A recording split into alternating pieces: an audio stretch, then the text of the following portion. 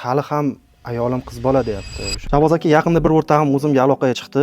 Ya'ni uylanganiga bo'lgan bo'lsa bir 5 oy bo'ldi, lekin hali ham ayolim qiz bola deyapti. O'shanga nima tavsiya bera olaman? Siz tomondan nima tavsiya bera olasiz o'zingiz?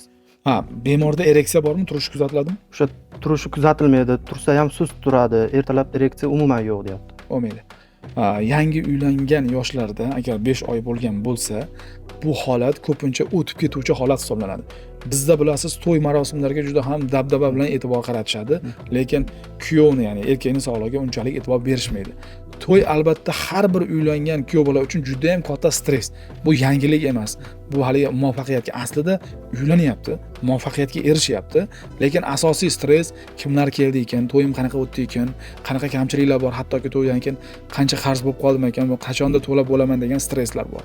Mana shu holatlar, mana shu stresslar juda ham ko'p yoshlarimizda jinsiy zaiflik holatini psixologik tarzda ro'yobga chiqaradi. Nima qilish kerak bo'ladi?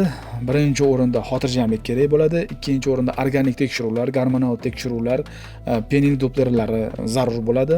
Mana shu analizlarga qarab turib, agar organik buzilish bo'lmasa, faqatgina buzilish faqat funksional bo'ladigan bo'lsa, buni dori-darmonlar bilan yordam berib va psixologik bemorga yordam berib tiklansa bo'ladi.